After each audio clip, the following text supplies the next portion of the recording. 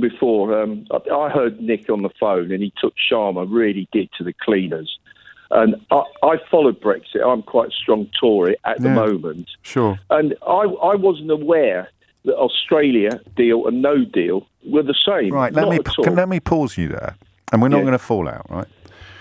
But the second thing you said completely destroys the validity of the first thing you said. You said, I follow Brexit. You obviously, I nearly swore then, you obviously don't. If you didn't realise that Australia-style deal meant no deal. When you say you follow Brexit, you still follow the people who persuaded you it was a good idea.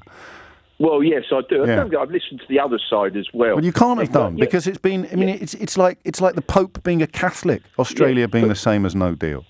Yeah, obviously you're a lot cleverer than me. It's nothing to do with being clever.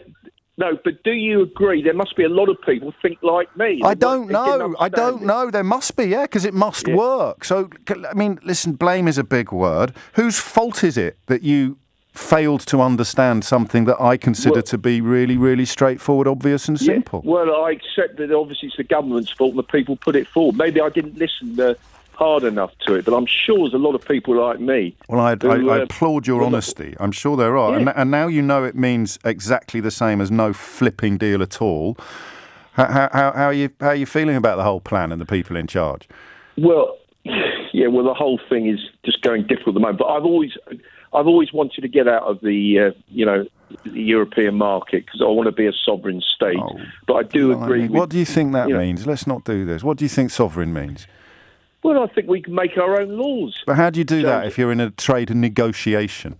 If you're going to agree to some of the stuff you don't want in order to get it over the line with some of the stuff that you do want, what happens to sovereignty in that context? No, but once we get out, we can make our own laws and do exactly what we want. Of course we can't. Not when it comes to trading with foreign countries. We can't do exactly what we want at all. We have to abide by the trading treaties that we have in place with them, and signing that treaty involves what you would have to acknowledge. Forgive me, seriously forgive me. If you understood what sovereignty means, you'd realise that there's no such thing in the context that you've just described. Well, that's the next penny drop moment. You finally realise that no deal means the same as Australia deal, and you're about to realise that sovereignty means signing up to things that are less than what you would get if you were 100% in charge of what you can get.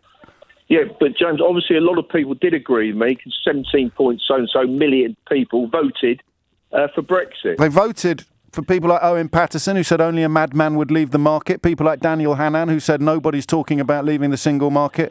People like Michael Gove, who said no deal is not what we campaign for. It's never been on the cards at all. People like Nigel Farage, who said, why can't we be like Norway? How now, Brown Cow, after 4 years, can you still be coming out with this stuff, my friend? Everything has been proved wrong. They're even patronising you today. Today they've said, it's an Australia-style deal, and you've gone, that sounds good. And then they've gone, it's semantics. They've pulled down your pants, and you're still defending them.